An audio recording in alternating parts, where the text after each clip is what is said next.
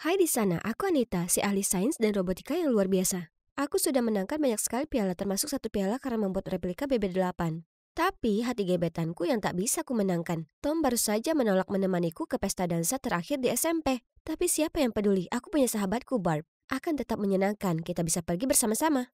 Kami tiba di tempat dansa dan mendapati bahwa semua orang punya teman kencan, kecuali kami. Ya, ini jadi agak canggung. Minggir, ini lantai dansa nenek-nenek. Kalian dansa atau keluar? Pasti ini pesta pertama yang pernah kau datangi, seolah Tom mau kencan dengan pecundang.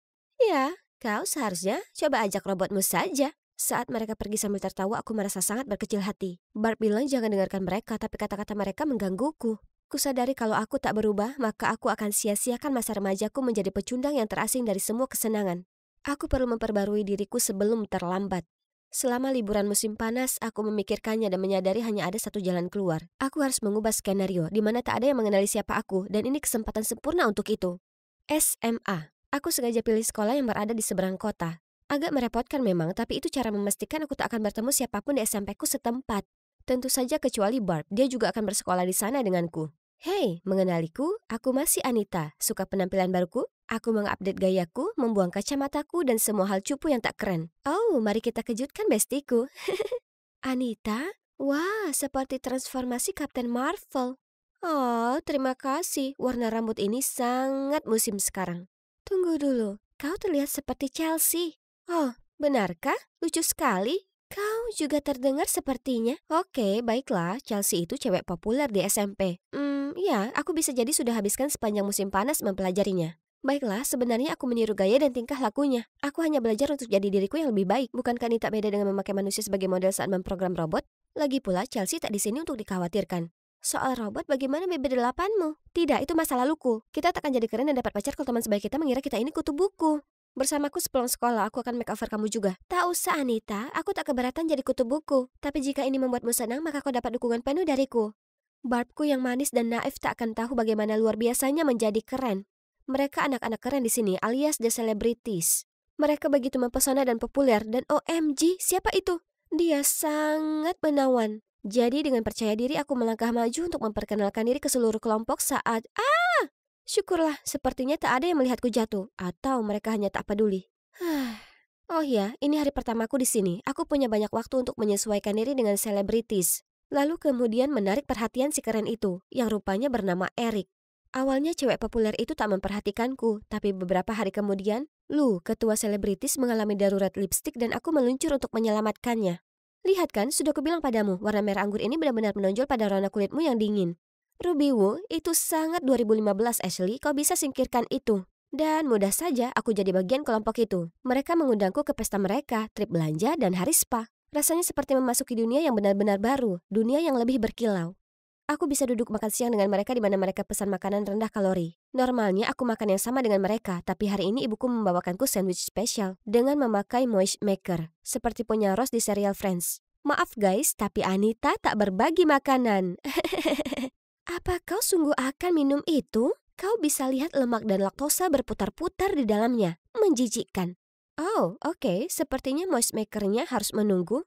Aku melihat sekeliling dan melihat Barb berbagi bola-bola mac dan cheese ibunya dengan teman-teman cupunya yang baru. Aku belum bicara dengan Barb selama berminggu-minggu. Kami terus berusaha reschedule karena aku harus manicure dengan Lu ke pesta Haley dan semua perjalanan belanja sepulang sekolah. Yang kian jadi sangat mahal.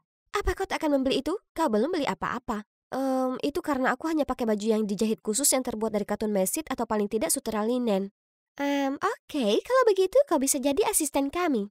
Pastikan besok kau pakai kardigan cantik untuk OOTD postingan Instagram kita.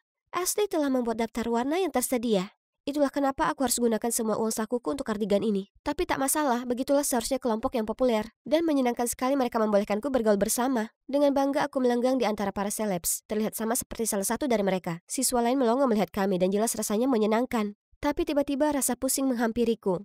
Aku mulai gemeteran dan merasa dingin. Lalu gelap gulita. Aku terbangun di ruang perawatan melihat wajah khawatir Barb.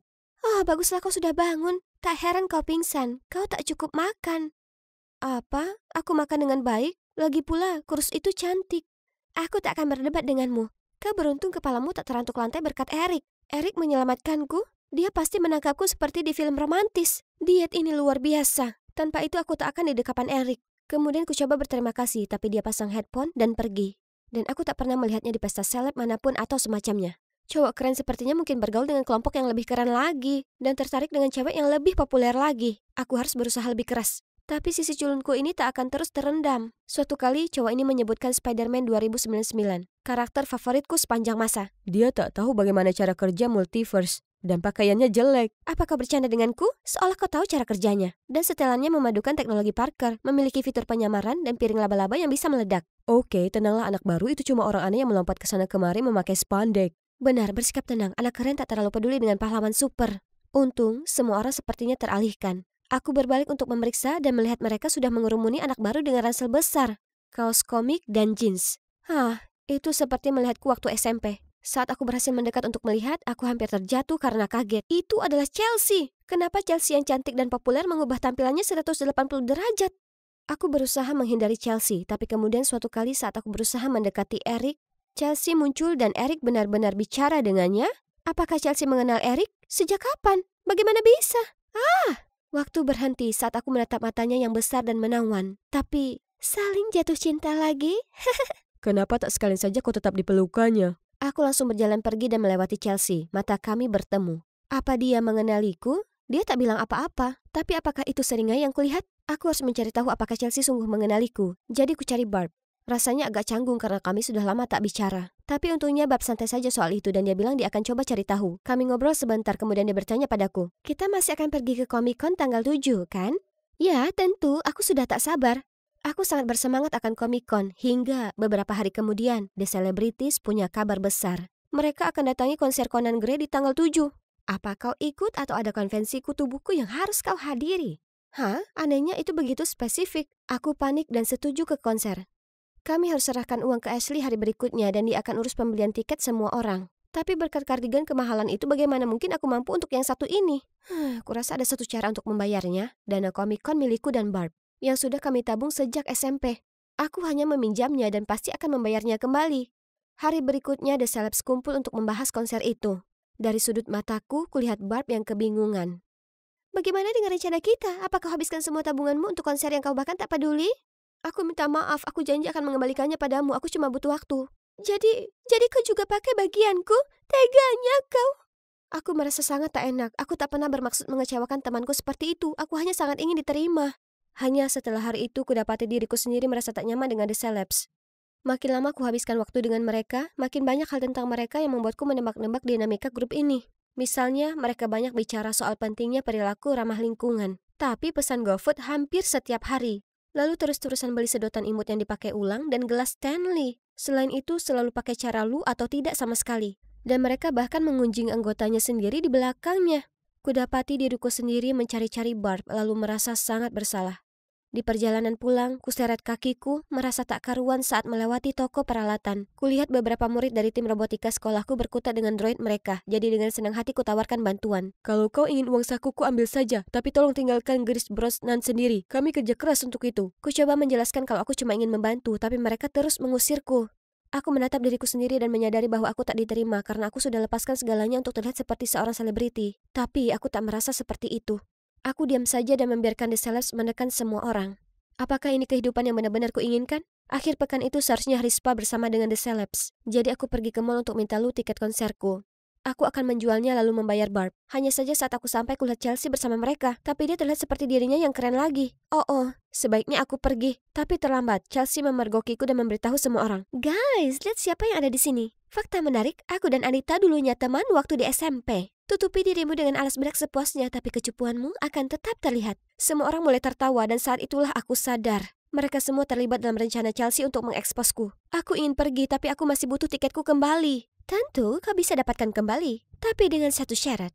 Hapus samaran Chelsea-mu dan kembali lagi ke dirimu yang menyedihkan. Dan mereka menyuruhku mencuci rambutku di wastafel dekoratif toko Lush.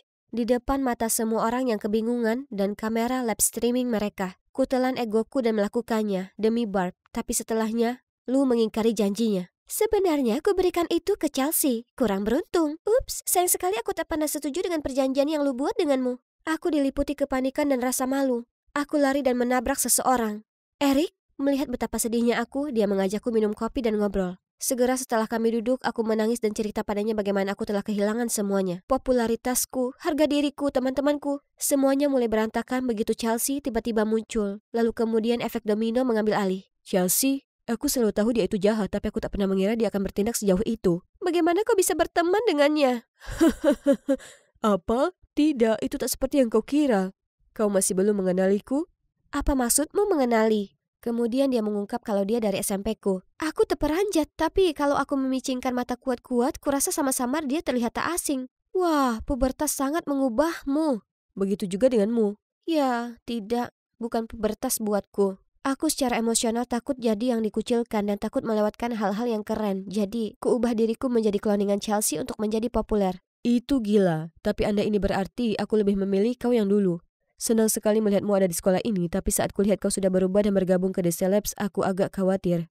Tapi yang jelas, aku rela mati agar kau memperhatikanku. Aku lebih dari terkejut. Dia menyukaiku selama ini? Tiba-tiba Chelsea muncul. Kenapa selalu dia? Aku mengubah diriku supaya terlihat seperti dia. Bukankah kau bilang kau suka cewek kutu buku? Jadi kenapa bukan aku? Apa katanya?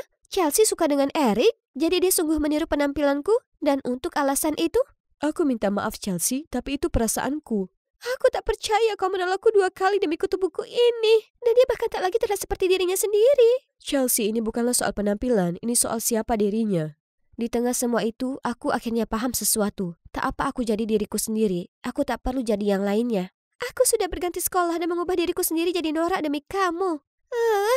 Kau beruntung kali ini. Saat kulihat Chelsea berderap pergi, kusadari aku selalu merasa cemas dan gelisah kalau aku mengacau saat jalan bersama The Celebrities. Aku rindu momen membahagiakan dengan teman sejatiku di mana aku bisa menjadi diriku sendiri. Selama ini kukira telah kulewatkan semua kesenangan, tapi nyatanya tak kulewatkan apapun. Cara yang benar menikmati masa remaja indah adalah menghabiskan waktu bersama orang yang sungguh menghargaimu dan lakukan hal yang kau suka. Aku berterima kasih pada Eric lalu pergi. Ada hal penting yang harus kulakukan terlebih dahulu. Aku pulang dan perbaiki BB8ku, lalu membawanya ke rumah Barb. Maaf, Barb. Aku sangat menyesal, Barb. Aku begitu putus asa menjadi keren sampai kuabaikan apa yang sebenarnya penting. Aku merindukanmu dan persahabatan kita. Aku juga merindukanmu, dan kulihat video memalukan itu, dan hanya ingin pastikan kalau kau baik-baik saja. Setelah dipikir-pikir, aku akan memaafkanmu kalau kau berikan BB8-mu. Tak mungkin, karena sedang kujual online untuk dapatkan uang untuk membayarmu. Kubawa ke sini supaya permohonan maafku lebih bermakna. Apa itu berhasil? Kami berdua berpelukan. Beberapa hari kemudian aku berusaha keras memperbaiki semuanya. Aku kembali ke image lamaku. Ya, dengan sedikit perkembangan. Tak bisa kubiarkan keterampilan kecantikanku terbuang sia-sia sekarang. Lalu kukeluarkan barang-barang cupuku. Aku muncul di klub robotika. Dan kali ini dengan percaya diri aku melangkah mendekat dan segera memperbaiki robot mereka. Kubilang aku bisa bantu. Jangan nilai buku dari sampulnya. Itu tugas The Celebrity. Lihatlah dirimu begitu bahagia dan tersenyum dengan kaum pecundang kutu bukumu. Ya, aku senang sementara kalian pernah berusaha dan gagal untuk jadi salah satu dari kami, ingat? Jadi kutu buku bukan hanya soal penampilan, tapi mengenai dalam diri. Oh ya, bagaimana konsernya? Kudengar tingkah fanatik kalian itu membuat kalian terusir. Kedengarannya seru. Chelsea dan The Celebrity terlihat sangat marah sembari mereka melenggang pergi. Tapi aku tak peduli karena akhirnya aku kembali ke tempatku yang seharusnya.